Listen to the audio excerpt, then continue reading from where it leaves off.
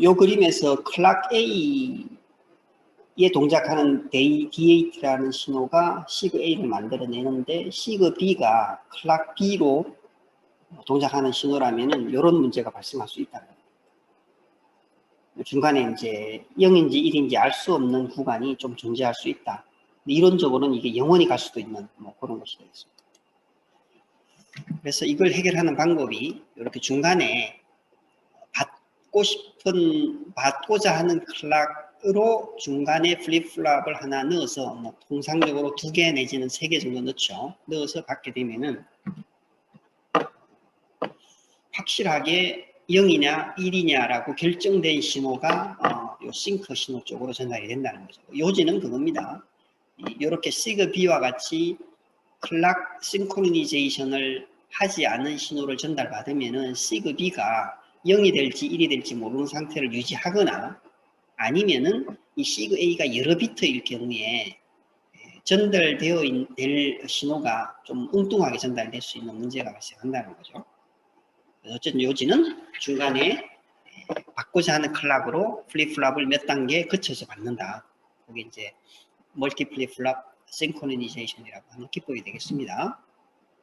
뭐 주의할 점은 이제 받는 쪽 클락이 좀 늦은 경우에 클락 A가 굉장히 빠르고 클락 B가 늦으면은 그 클락 싱크로니제이션을 위해서 사용한 어떤 그 플립플랍 때문에 이런 그 빗위스가 작은 신호들을 놓치는 경우가 발생할 수 있기 때문에 염두에 두고 설계를 해야 된다. 뭐 그런 얘기가 되겠죠. 그게 당연한 거 아니겠습니까? 이렇게 클락 A가 빠르기 때문에 펄스가 하나가 생겼는데 클락 B의 경우는 이 클락의 엣지에 이 해당되는 신호를 잡지 못했기 때문에 실제로 데이터가 없어지는 그런 문제가 생길 수 있다. 조금 전에 얘기 드렸듯이 전달될 신호가 여러 비트인 경우에 중간에다가 이제 플립플랍을 넣게 되면은 굉장히 하드웨어가 많아지겠죠. 예를 들어서 AXI 버스 같은 경우는 못해도 뭐 200핀, 300핀이 이렇게 되는데 뭐 그런 거를 플립플랍을 중간에 넣어서 한다. 이건 조금 비효율적이기 때문에 대신에 쓰는 방법이 이제 다른 밸리드 신호만 클락 싱크로니제이션하고 나머지는 그 밸리드 신호가 안정되었을 때 받아가는 그런 형태를 한다든가 하는 것들이 통상적인 방법이 되겠습니다. 그런 타이밍도에 대한 얘기인데 따로 뭐 설명을 드리지는 않겠습니다. 우리가 이제 지나가면서도 봐야 될 내용들이라서 다시 이제 슬라이드를 좀 바꾸겠습니다.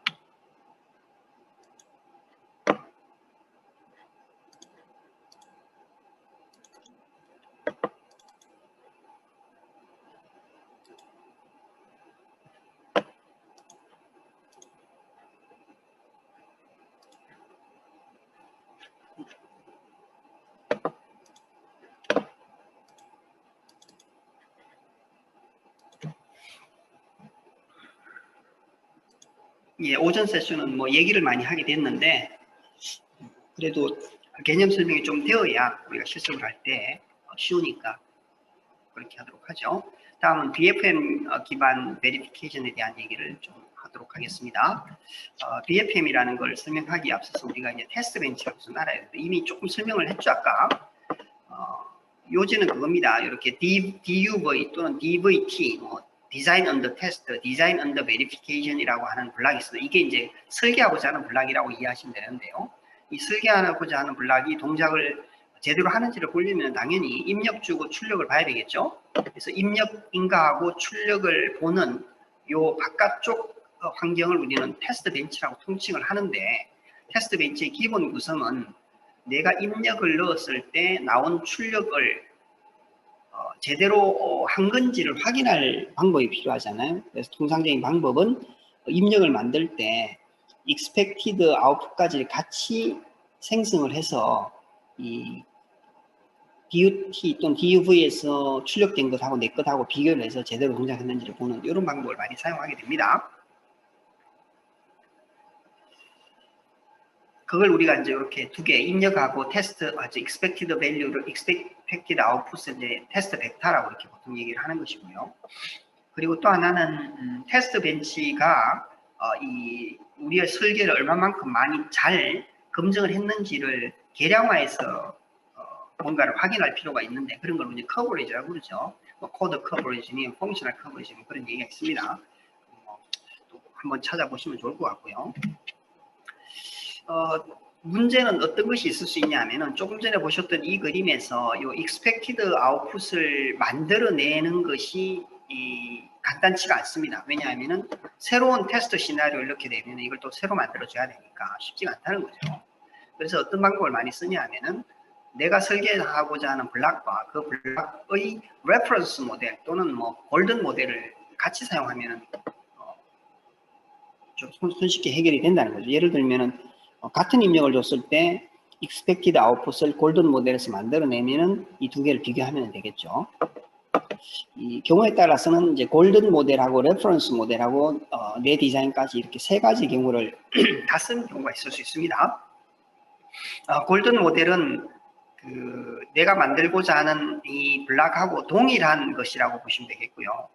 레퍼런스 모델은 뭐 알고리즘ik한 모델 뭐 이런 걸 생각해 볼 수가 있겠죠. 뭐 시그널 프로세싱을 생각해 보면은 뭐 플로팅 포인트 버전으로 만든 모델 그리고 픽스드 버전으로 만든 픽스드 포인트 버전으로 만든 모델 그리고 이 픽스드 버전으로 만든 모델을 하드웨어로 만든 것 그러면은 요 두 개는 출력이 완전히 동일해야 되고 요것과 요거는 어떤 그 결과의 질을 판단할 때 착용할 수가 있겠죠. 플로팅 포인트로 계산한 값은 정확할 텐데 픽스드 포인트로 계산한 값은 우리가 허용한 범위 내에 에러 범위 내에서 결과를 내준다면은 어느 정도 잘 했는지를 확인할 수 있으니까요. 그래서 어쨌든 테스트 벤치 안에 독자적으로 자기가 알아서 뭔가 테스트를 벡터를 만들어내서 검증할 수 있도록 하는 것을 우리는 이제 셀프 체킹 테스트 벤치 이렇게 얘기를 할 수가 있겠습니다.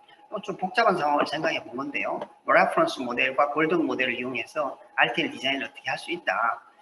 이렇게까지 복잡하게 해야 되느냐라고 이제 생각할 수도 있는데 시간이 지나면 지날수록 결국은 이렇게 할 수밖에 없게 되어 있습니다. 처음 코딩한 설계가 뭐 첫 번째 워킹을 한다는 게 거의 불가능하기 때문에 계속 이제 뭔가를 환경을 계속 업그레이드하고 뭐 이렇게 하겠죠. 하다 보면은 개념적으로 이렇게 만들어질 수밖에 없습니다. 바꿔 얘기하면은 개념적으로 시작할 때부터 이 환경을 이렇게 만들어서 시작을 하면은 고생을 좀 덜 하게 된다는 거죠. 어쨌든 뭐 그런 걸 한번 염두에 두고 우리도 지금 이제 버스라는 주제를 가지고 뭔가를 설계를 할 텐데 그 설계된 것이 제대로 동작하는지를 보기 위해서 일종의 테스트 벤치를 만들고 셀프 체킹하는 것도 만들고 하게 될 겁니다. 그런데 테스트 벤치를 이제 좀 다른 각도에서 생각해 보고 싶은 건데요. 우리가 만들고자 하는 블락이 있고 그 블락의 입력을 제너레이션하고 결과를 컴페어하는 요거를 우리가 이제 조금 전에 설명을 한 거잖아요. 그런데 내 블락이 버스에 연결되는 놈이라면은 이런 형태가 되겠죠. 그런데 이 버스는 프로세서 즉 CPU에 의해서 제어를 하는 블락 안에 들어가는 내 블락이기 때문에 실제로 테스트를 제대로 하려면 이렇게 해야 된다. 프로세스가 테스트용 코드, C 코드나 이런 걸 컴파일해서 수행을 하면서 내 블락이 제대로 동작하는지 봐야 된다는 거죠. 그러려면은 프로세서도 만들어야 되고 버스도 만들어야 되고 메모리도 갖고 있어야 되고 뭐 시리얼 모델도 있고 해야 되니까 좀 복잡하겠죠. 그래서 대안으로 이 버스를 통해서 입출력되는 요 기능을 좀 비헤이비얼하게 모델링 할 수 있는 거죠. 그래서 버스 펑셔널 모델이라 이름을 붙이고 여기에 있는 테스트 시나리오를 돌리해서 마치 왼쪽에 있는 시스템 비슷하게 이렇게 테스트할 수 있는 그런 환경을 생각해 볼 수가 있습니다. 이제 어떤 그 큰 회사에서 내가 맡은 블락이 요거예요. 누군가 모르지만 다른 사람도 다른 걸 만들고 있겠죠. 여기 들어갈 거니까 이 블락을 시험하기 위해서는 이런 환경이 필요하다는 거죠. 프로세스 대신에 BFM을 연결해서 버스를 통해서 내 블락을 테스트한다. BFM은 프로세스를 대신해서 뭔가를 버스 오퍼레이션을 만들어내는 기능이니까 이 ISS 요거 제가 약을 안 써놨네요. Instruction Set Simulator, Instruction 명령어 세트 집합 시뮬레이터라는 걸 이용해서 C 프로그램을 가상적으로 돌려볼 수 있는 그런 시뮬레이터들이 있는데요. 그걸 이용해서 이 시스템을 테스트해 볼 수 있다. 그런 얘기가 되겠습니다. 뭐 그렇게 좀 복잡하게 설명은 했지만 우리의 경우는 조금 더 BFM을 간략화해서 사용할 건데 이런 형태가 될 겁니다. 이제 버스 신호가 이렇게 있을 것이고요. 이 버스 신호라고 하는 거는 이런 것이 되는 거죠. 또는 요것이 되는 거죠. 여기 BFM 바깥쪽. 그리고 안쪽에는 read나 write task. 즉 버스를 통해서 만들어질 수 있는 오퍼레이션은 읽기 쓰기인데 읽기 쓰기 두 개를 만드는 거죠. 물론 읽기 쓰기가 한 가지만 있는 건 아닙니다. 여러 개가 있을 수 있는 거죠.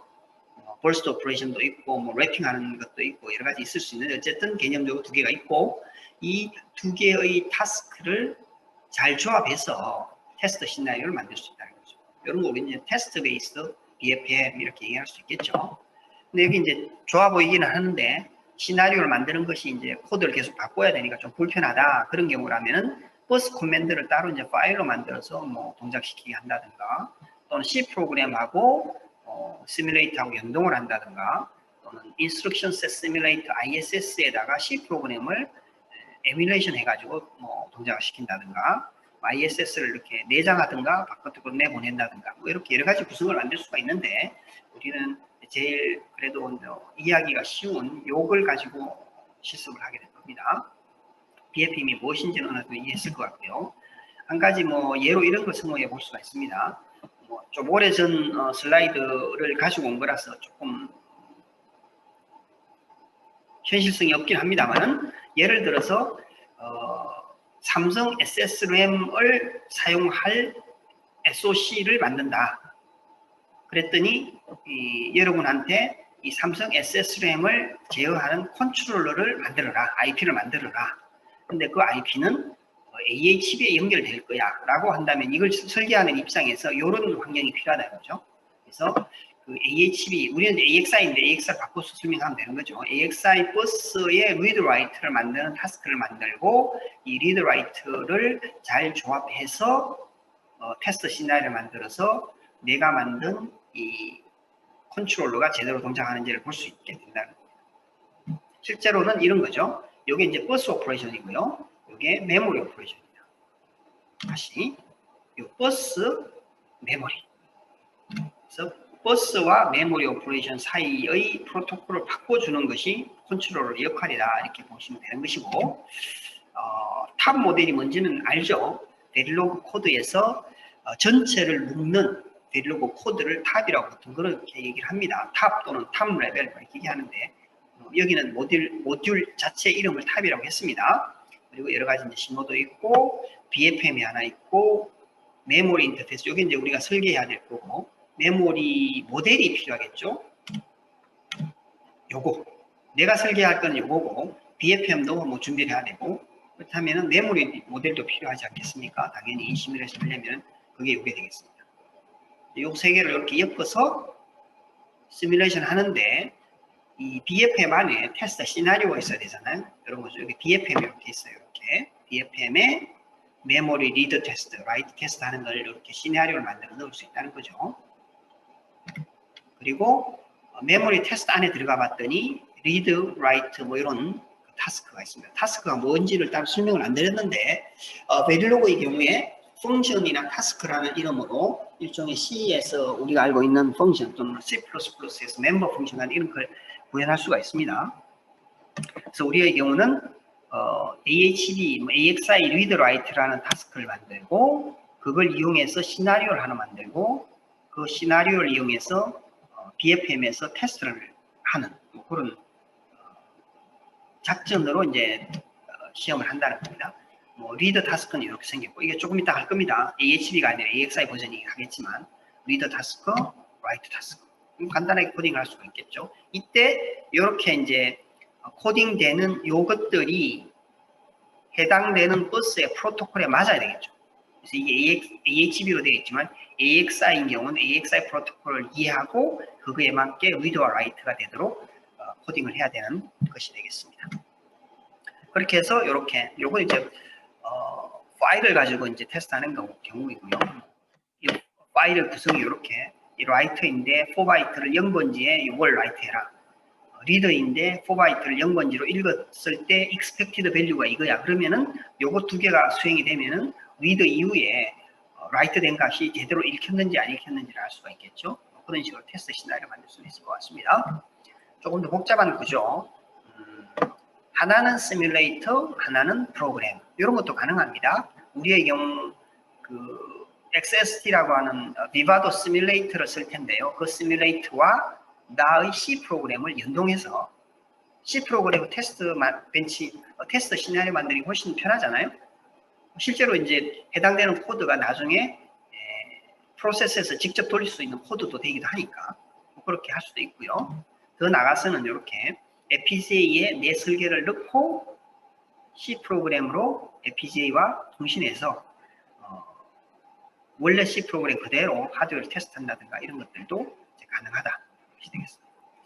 관련되는 글은 뭐 이런 도서가 있는데 좀 오래된 책이네요. 절판되어 있을 겁니다. 도서관에 있을지도 모르니까 잘 보시고요. 자, 여기까지 배경 설명을 쭉 했기 때문에 이제 본론으로 들어가서 우리는 AXI 버스를 좀 다뤄보겠습니다. 슬라이드를 다음으로 넘기겠습니다.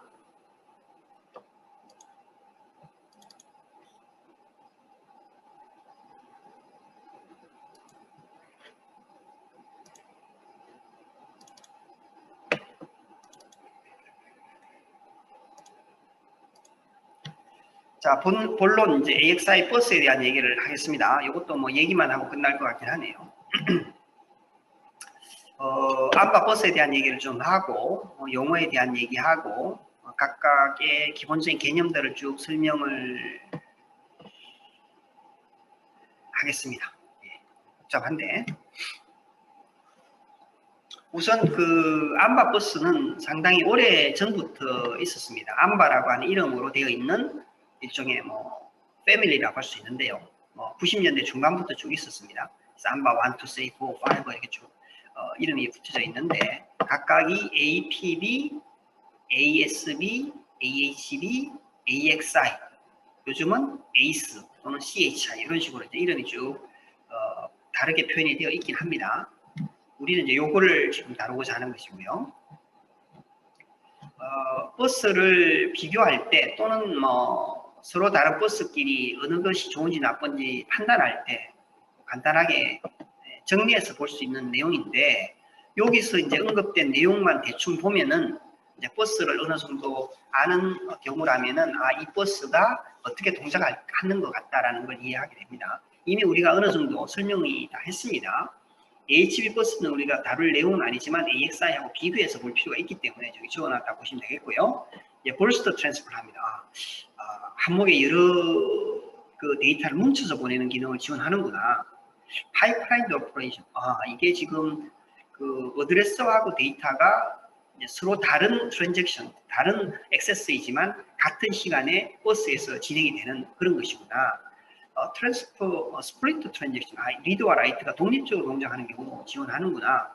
싱글 사이클 버스 마스터 핸드오버, 이거는 이제 좀 다른 의미인데 아비트레이트가 한 사이클 만에 된다 그런 얘기가 되겠습니다. 핸드오버라고 하는 게 이제 넘겨준다는 의미고요. 싱글 클락 엣지 오퍼레이션, 이거는 이 버스 시스템은 클락을 하나를 쓰는데 그때 라이징 엣지만 쓰는 놈이구나 뭐 이렇게 이해하면 되고요. 멀티플 버스에 마스터가 여러 개가 연결되어 있을 수 있는데 최대 16개가 지원이 된다. 그리고 그 데이터라는 거는 읽고 쓸 때 방향이 반대잖아요. 그래서 버스가 분리되어 쓰는 거구나. 얘는 to unidirectional 32비트 데이터 버스 read and write. 버스가 이제 분리되어 있다 이런 걸 이해할 수 있겠고요.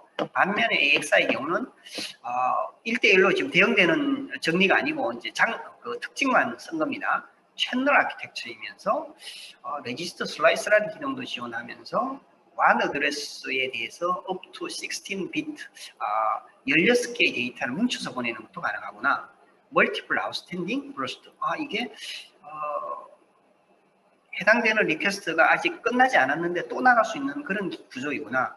out of order completion. 이게 리퀘스트 순서하고 다르게 그 데이터가 리턴되기도 하는 거구나.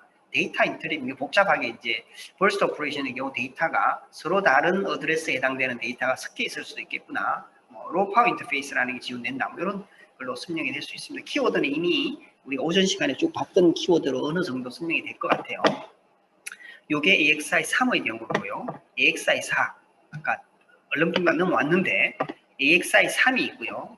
조금 더 변화된 게 AXI4, AXI4보다 조금 더 단순화시킨 게 AXI 라이트, 그리고 성격이 전혀 다른 AXI4 스트림이라는 게 있습니다. 그래서 AXI3이 열었는데 4는 거의 다 동일하지만 16비트 랭스의 버스트가 256까지 확장되고 QS라는 게 지원이 됐고 락 여기는 없는데 락 트랜잭션이 제거되었고 라이트 할 때 데이터의 인트리밍이 제거되었습니다. 그런 비교 좀 다른 기능이 구현됐다고 할 수 있겠고요. APB는 상당히 오래전부터 이렇게 있었죠. 초창기부터 있던 버스인데 약간씩 기능이 개선되었지만 여전히 첫 버전이 그대로 유지되는 걸 많이 씁니다. 간단하기 때문에. 그거는 왜 그러냐 하면은 구조가 간단하고 프로토콜이 단순하기 때문에 복잡하지 않은 하드웨어 블락을 연결할 때는 대부분 APB를 많이 쓰고요. 요즘은 추세는 AXI 라이트를 많이 쓰는 것 같긴 하지만 신호선 때문에 APB를 많이 여전히 씁니다. 시간이 될지는 모르겠으나 우리가 AXI to APB를 내용에는 들어있거든요. 그때 APB를 알아야 되니까 이 내용을 좀 정리해 놓은 겁니다. 본론에 다시 들어가서 AXI를 얘기하기에 여러 가지 키워드들이 좀 미리 사전 지식으로 필요합니다. 하나가 채널은 아직 설명 안 했지만 밸리드 신호에 묶여서 동작하는 여러 신호들의 집합. 밸리드 신호는 아까 얘기를 했습니다. 첫째 시간에 우리 그 모듈 A가 모듈 B로 데이터를 전달할 때 유효한 신호, 유효한 값이다라고 알려주는 신호가 있어야 되겠다라는 개념 설명을 드렸잖아요. 이게 그런 개념입니다. AXI가 여러 채널로 구성되어 있는데 그때 그 채널이라 하면 특정한 하나의 밸리드 신호와 관련된 신호들의 집합 이렇게 보면 됩니다. 인터페이스는 이렇게 버스에 연결되는 어떤 모임이라고 보면 되겠습니다. 여러 채널로 구성이 될 거고요. 버스는 여러 신호선이 모여져 있는 신호선이라고 그렇게 표현이 되는 겁니다. 트랜스퍼는 뭐냐 하면은 여기서 밸리드라는 신호가 있었잖아요.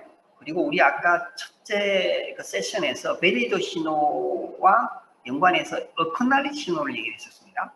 어커날리 신호는 밸리드 신호에 의해서 전달된 정보가 제대로 전달됐다고 알려주는 신호였지 않습니까? 그와 유사한 성격의 신호가 하나 있는데 그게 레디 신호. 그래서 밸리드 레디가 딱 이렇게 묶이면은 정보가 전달이 되는 건데 그걸 우리는 이제 트랜스퍼라고 얘기합니다. 이게 리드하고 라이트하고는 다릅니다.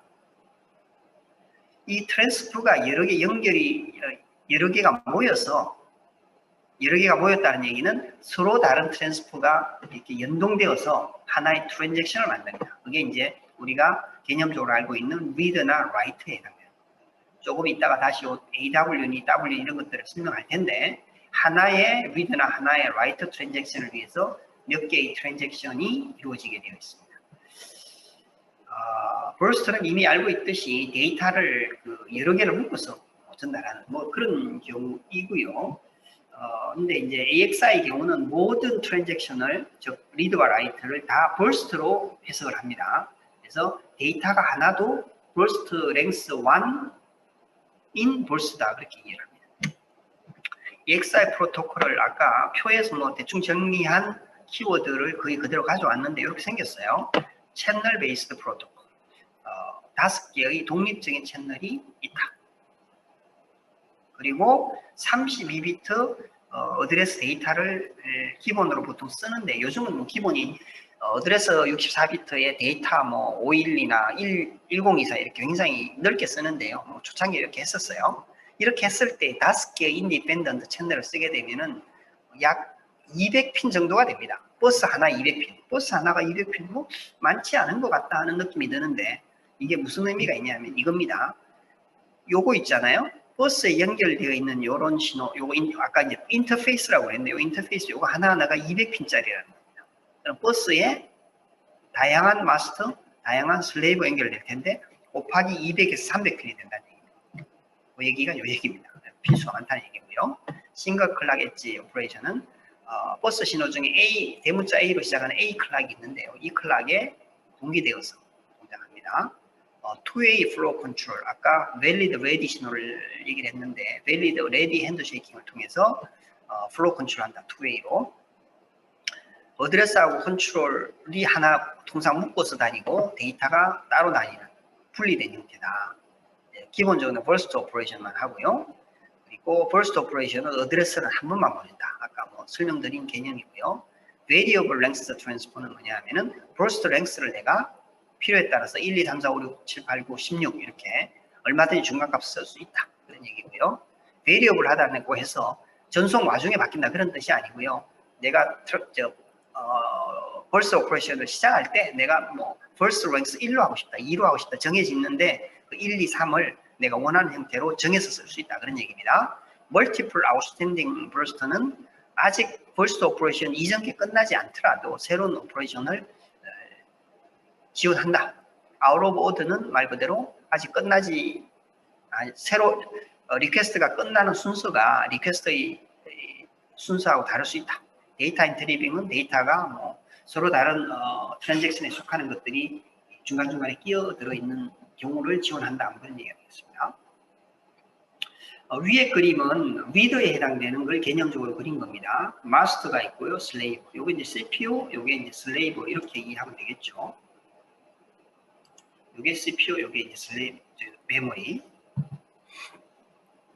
어드레스를 딱 보내고 데이터가 오는 거가 이제 리더가 되겠죠. 그때 어드레스 데이터 채널이 독립적으로 동작하고 두 개의 채널을 구성이 됩니다. 라이트의 경우는 어드레스를 보내고 라이트할 데이터를 보내고 그 데이터에 대해서 어크날리지, 리스판스를 받는 세 개의 채널이 동작합니다. 요거 하나 전달되는 걸 우리는 아까 트랜스퍼라고 했습니다. 요것도 트랜스퍼겠죠. 그래서 한 개, 두 개, 세 개, 네 개, 다섯 개, 이제 벌스 랭스에 해당되는 이런 여러 트랜스퍼가 모여서 하나의 리드 트랜잭션. 이것도 어드레스 보내고 데이터 여러 개 보내고 리스판스 하나 받는 이런 그 트랜스퍼의 모임이 라이트. 이렇게 이해하면 되겠습니다. 그래서 채널이 하나, 둘, 셋, 넷, 다섯 개. 그래서 여기 이제 다섯 개의 채널이다. 이렇게 이해하는 거고요. 32비트 어드레스 데이터는 여기 어드레스 32비트, 여기에 데이터 32비트, 요거 32비트, 요거 32비트 해서 동작하는 경우를 버스로 만들면은 하나의 요 인터페이스가 요 마스터 다른 마스터는 아닌데 요 마스터 같은 마스터라면은 버스 신호가 여기에 해당되는 것이겠죠. 버스 신호가 거의 200핀 넘다. 이렇게 보시면 되겠습니다. 조금 전에 그 valid ready 그 듀얼 핸드 쉐이킹, two-way flow control, 그 valid ready 핸드 쉐이킹을 얘기했는데 그게 요겁니다. 특정한 두 블락이 어떤 정보, 이건 데이터라고 표현했는데 우리가 알고 있는 리드 라이트의 데이터를 포함해서 어드레스일 수도 있겠고 뭐 어떤 다른 신호 정보일 수도 있습니다. 어쨌든 어떤 정보를 보낼 때 밸리드 신호를 구동을 하고요. 받을 때는 레디 신호를 구동하는 형태. 두 개는 클락, 여기는 A가 빠졌는데 A 클락이라고 하는 신호에 의해서 동기되는 그런 형태입니다. 그림을 신호선으로 타이밍도를 가지고 보면 이런 건데요.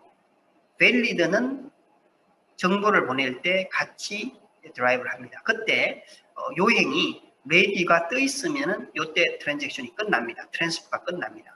이건 무슨 의미가 있냐면은 받는 쪽에서 나는 이미 받을 준비가 되어 있으라고 준비가 되어 있었고 보내면은 보낸 대로 받는 거죠. 근데 그렇지 않고 이런 경우도 있을 수 있습니다.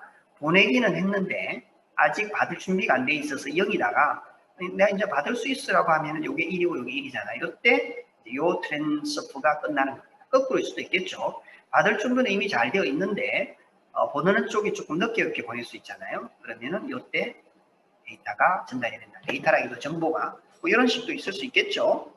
서로 다른 D라고 표시했는데 D0, D1이 동시에 valid하고 ready가 1일 때 전달되는 이런 것이 되겠습니다. 이때 보면은 받는 쪽이 데이터를 받을 또는 정보를 받을 어떤 스피드를 조절을 하잖아요. ready 신호를 가지고. 뭐 빨리 받을 수도 있고 늦게 받을 수도 있고. valid 신호는 받는 쪽에서 내가 빨리 보낼 수도 있고 뭐 좀 천천히 보낼 수 있고 제어할 수 있단 말이죠. 그게 무슨 의미였냐 하면은 flow 컨트롤 한다 그런 의미가 되겠습니다. 그래서 받는 쪽이 됐든 보내는 쪽이 됐든 양쪽에서 다 투웨이로 플로우 컨트롤 할 수 있다. 그게 이제 기본 동작이다 보시면 되겠습니다. 이미 설명드린 내용을 뭐 그냥 다르게 그린 겁니다. 밸리드가 있기 전에 레디가 있는 경우에 이렇게 생겼다. 뭐 당연한 거고요. 이거는 레디가 있기 전에 밸리드, 레디가 있기 전에 밸리드가 있었던 거고요. 밸리드하고 레디가 동시에 있는 경우 전달이 되는 이런 메커니즘을 우리는 AXI에서 기본적으로 사용합니다.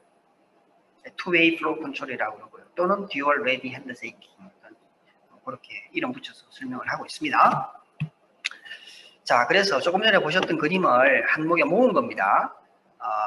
마스터의 AXI 마스터 인터페이스가 있는 거고요. 슬레이브의 슬레이브 인터페이스가 있습니다. 채널이 하나, 둘, 셋, 넷, 다섯 개가 있고요. 두 개가 리더, 세 개가 라이트에 해당됩니다. 그래서 리드를 하면은 어드레스가 가고요. 데이터가 이렇게 오겠죠. 이렇게. 라이트의 경우는 어드레스 가고 데이터가 가고 커널해지고 이런 형태로 동작을 합니다. 조금 전에 느끼셨겠지만 데이터가 여러 개 올 수 있잖아요. 버스트니까 띄엄띄엄 올 수도 있고 여러 개가. 그래서 5개의 독립적인 채널이 있다. 각 채널은 조금 전에 설명한 valid ready 핸드쉐이킹 메커니즘을 쓰고 있다. 그리고 이 각 채널은 정보의 방향이 한쪽 방향이다. 아까 조금 전에 보셨듯이 얘는 여기서부터 이렇게만 갔잖아요. 얘는 이렇게만 갔고 얘는 이렇게만 가고 얘도 이렇게만 가고 얘는 이렇게만 갔단 말이에요. 채널은 정보의 방향이 한 방향이다. 그런 얘기고요. 리드 어드레스를 전달하는 이 경우는 신호들이 AR로 시작합니다. Address Ready, Address for Ready 이렇게 해석하면 되겠죠. 이 데이터는 R로 시작합니다. 그래서 버스 신호를 보면은 이게 리더의 어드레스인지 리더의 데이터인지를 금방 알 수가 있습니다. 라이트의 경우도 AWWB라고 신호선에 프리픽스를 씁니다. 리더의 경우 이런 거죠. 어드레스하고 컨트롤 같이 보내면, 그러니까 어드레스를 보내면서 이게 이제 리더라고 정해져 있기 때문에 리더인지 라이트인지는 안 알려줘도 알 수 있는 거죠. 이건 리더니까. 그런데 아까 그 트랜스퍼 타입에 대한 얘기를 드렸잖아요. 읽기만 하나만 있는 게 아니라고 했는데 어쨌든 그런 관련되는 정보를 우리 통칭해서 컨트롤이라고 그러는데 그걸 같이 보냅니다. 그러면 받은 쪽에서 해당되는 데이터를 거꾸로 이제 이렇게 쭉 보내주게 되는 거가 되겠죠. 이렇게 아까 그 애니메이션에서 봤을 때 여기 이렇게 떨어져서 오기도 했잖아요. 왜냐하면은 레디하고 밸리드 신호가 서로 왔다 갔다 하는 거니까 뭐 천천히 갈 수도 있고 빨리 갈 수도 있다는 얘기예요. 항상 붙어 다니는 건 아닙니다. 이 채널이기 때문에 두 개가 독립적이죠. 사실은 독립적이라고 얘기하기는 조금 어폐가 있긴 한데 이게 어드레스 없이 동작하진 않으니까 의미는 뭐 어떤 데이터를 좀 줄래? 그래 여기 있다 이렇게 알려주는 거고요. 이제 문제는 이런 게 있습니다. 어드레스를 보냈어요. 데이터가 오겠죠. 근데 이 데이터가 멀티플 아웃스탠딩이라는 걸 한번 염두에 둔다면은 또 다른 어드레스가 갔을 수도 있거든요. 이미 이전에. 그러면은 받는 쪽에서 지금 받은 이 데이터가 어느 어드레스에 해당되는지를 알 수가 있어야 되잖아요. 예를 들어서 10분 전에 10분이라는 개념이 좀 이상한데 10분 전에 100번지를 액세스했고요. 10분 지나서 다시 100번지에 데이터가 안 왔는데 200번지를 액세스했습니다. 근데 데이터가 왔습니다. 근데 이게 100번지에 해당되는 건지 200번지에 해당되는지를 어떻게 알 수 있느냐? 알 수 없는 거는 어떤 이유에 쓰냐 하면은 우리가 그 아까 여기 요거 있었잖아요. out of order completion, 즉 데이터가 오는 순서가 리퀘스트 순서하고 무관하니까 이 데이터가 아까 100번째 건지 200번째 건지 알 수가 없다는 얘기죠. 그렇다고 해서 데이터를 보낼 때 어드레스를 붙여서 보내잖아요. 어드레스가 굉장히 비트 수가 이제 넓으니까 같이 보내는 건 비효율적이고, 그래서 어떻게 하느냐, 태그를 붙여 보냅니다. 1번 태그를 붙여서 보내고 1번 태그를 붙여서 받게 되면은 이게 어느 어드레스에 해당되는 건지를 알 수 있게 되는 거죠. 라이터도 마찬가지입니다. 어드레스 보내고 세 개 채널이 독립적이고요. 내가 어느 어드레스에 데이터를 보낼 테니까 좀 스토어 해라 라고 알려주고 데이터를 보내고 다 받고 나서 올해 뭐 잘 처리됐다라고 알려주는 이런 거죠. 이것 역시 out of order completion이기 때문에 이 리스판스가 이전 트랜잭션의 리스판스일 수 있기 때문에 구별이 필요하겠죠. 그래서 이렇게 태그를 붙입니다. 거꾸로 어드레스를 받았는데 데이터를 받겠죠. 라이트 하라고 그랬으니까 이 데이터가 그 이전에 라이트 하라고 한 데이터인지 지금 어드레스에 해당되는 건지는 사실 알 수가 없거든요. 논리적으로. 그래서 태그를 같이 보낸다는 거죠. 어드레스하고 같이 붙여서. 이거는 이미 뭐 설명드린 내용입니다. 뭐 밸리드를 먼저 띄울 수도 있고 레디를 먼저 띄울 수도 있고 같이 띄울 수도 있다. 뭐 그런 개념적인 설명을 한 건데요.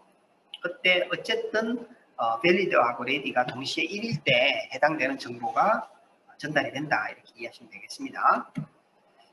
리더버스를 조금 복잡하게 지금 그렸습니다. 이게 그날 어드레스 클락이 있고요. 어드레스 가고 밸리드 레디. 여기 AR로 되어 있으니까 이게 어드레스에 해당되는 거고요. 데이터는 R로 한다고 했죠. R이 붙어 있고 데이터, 라스터, 밸리드, 레디, 리스판스가 이렇게 있는데 역할은 이겁니다. 당연히 이제 어드레스가 하는 거고요. 밸리드 하다고 알려주는 거고 받는 쪽에서 받을 수 있다는 걸 알려주는 거고요. 데이터는 이제 거꾸로 해당되는 어드레스에 대해서 리턴되는 데이터잖아요. 그리고 밸리드는 해당되는 데이터가 밸리드 하나는 얘기고 레디는 어드레스를 드라이브한 쪽에서 내가 받을 준비가 됐으라고 알려주는 것이고요. 리스판스는 해당되는 데이터가 문제가 없다, 오케이, 또는 뭐 에러 이런 걸 리스판스 하도록 되어 있고, 이 라스트는 또 끼우도록 되어 있습니다. 모든 AXI 버스는 burst operation이라고 얘기를 드렸는데 항상 라스트를 마지막 트랜스퍼에 구동하도록 되어 있습니다. 뭐 싱글 버스트면 여기 하나 떴겠죠. 또 다른 하나는 burst operation을 지금의 경우는 하나, 둘, 셋, 네 개의 burst 랭스로 했는데 보니까 중간에 에러가 발생했어요. 그렇더라도 뒤에 거는 끝까지 가야 됩니다. 에러 났다고 해서 중간에 그만두면 안 됩니다. 항상 라스트까지 가야 됩니다. 아까는 하나만 본 건데 이렇게 A, 또 다른 어드레스 B가 아직 데이터 A에 대한 데이터 오기 전에 나갈 수 있다는 얘기입니다. 이걸 뭐라고 그랬죠? 멀티플 아웃스탠딩이라고 그랬죠. 보면은 A에 해당되는 거 하나, 둘, 세 개 오고 B에 대한 거 이렇게 오고 라스트는 끝나는 때 하나, 즉 A 어드레스는 랭스가 하나, 둘, 세 개였고 B는 두 개였다는 걸 알 수가 있겠네요. 라이터도 마찬가지입니다. 어드레스 보내고 데이터를 쭉 보내고 데이터도 마지막에 이 라스트 하나 보내도록 되어 있고요. 그리고 나서 다 받고 나면은 리스판스는 하나만 받습니다. 아까 리더의 경우는 여기는 리스판스를 뺐는데요. 이렇게 각각의 트랜스퍼의 리스판스를 받는데 데이터의 경우, 라이터의 경우는 한 번만 받습니다. 이게 벌스 랭스가 어떻게 되었던가요? 아까 이미 설명드린 내용이죠. A는 클락, AW는 쓰기용 어드레스, W는 쓰기용 데이터, 쓰기용 데이터에 대한 리스판스 B, 읽기 어드레스, 읽기 데이터, 요거는 설명을 안 했습니다. 좀 이따 로파웨에 대한 것이고요. 근데 이게 어드레스만 하더라도 신호가 하나만 있는 게 아니고 ID라고 그랬죠. 태그죠. 약간 태그라고 그랬죠. 태그에 해당되는 게 있고, 뭐 랭스, 사이즈, 버스트, 락, 캐시, 프로텍션, 밸리드, 레디. 이들이 이제 아까 뭐 개념적으로 설명했던 트랜스퍼 타입에 해당되는 정보들을 가지고 있는 거죠. 데이터도 마찬가지입니다. 데이터에 태그, 스트로보, 멀티플 바이트를 전달할 때 랭스 사이즈를 전달하느냐 아니면 바이트 이네이블을 전달하느냐 개념적으로 설명을 드렸는데 여기는 이제 바이트 이네이블에 해당되는 걸 쓴다는 얘기잖아요. 라스트 있고요. 리스판스 있고 리더의 어드레스도 동일한 데이터를 신호들을 사용하게 됩니다. 자, 글로벌 신호는 클락하고 리셋이 있습니다. 클락 소문자 n이 붙어 있는 것은 액티브 로, 즉 신호값이 로일 때 의미가 있다. 즉 로이니까 리셋이라는 얘기입니다. 하이면은 리셋이 아니다. 요 신호의 의미는 뭐냐면 밸리드라는 의미가 뭐냐면은 이 밸리드에 연동되는 다른 어떤 정보 신호들이 있을 텐데 그 정보 신호가 지금 의미가 있다는 걸 나타내는 거겠죠. 이렇게 1인 얘기니까. 그런데 이게 리셋이 이렇게 1로 갔을 때 여기서부터 하면 안 된다는 겁니다. 뭐 당연하겠죠. 리셋이 풀렸는지 안 풀렸는지 이때 알잖아요. 그런데 그때 이미 데이터가 오고 있으면은 뭐 헷갈리겠죠. 그래서 그렇게 하지 말라 뭐 그런 얘기입니다. 이게 프로토콜입니다. 이런 것이 그렇게 하지 마라. 무엇을 해라. 뭐 이런 것도 이제 프로토콜에 해당되는데 이건 하지 마라는 것에 해당되겠네요. 아까 그 표로서 간단하게 봤던 신호등들이 실제로는 이렇게 생겼습니다. write address 시그널, 태그, 실제로 어드레스, length, size, burst, lock, cache, protection, valid, ready 이런 신호가 되어 있습니다. length는 지금은 이제 4비트로 되어 있는데 AXI4 같은 경우는 8비트로 되어 있죠. 그러면 8비트의 경우는 0에서 255가 되잖아요. 0은 length 1, 즉 요 값 플러스 1이 burst length가 되겠습니다. 그래서 모두가 F면은 255가 되겠습니다. 실제 의미는 burst length가 256이다. 그렇게 해석을 하면 되는 겁니다.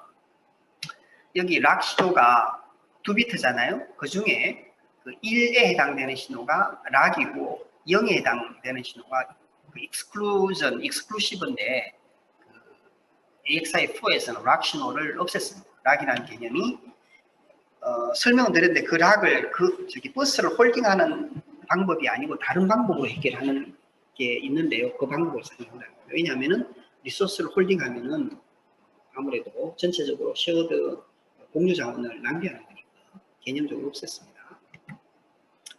write address 조금 전에 그하고 동일한데 AXI4의 경우 이게 좀 달라졌다는 거, 락신호가 없어졌다는 거 그런 차이가 있죠. write의 데이터의 경우 태그, 데이터, 스트로브, 라스트 쭉쭉 있고요. 요거는 AXI4의 경우, AXI4의 경우는 이렇게 user라는 것도 있는데요.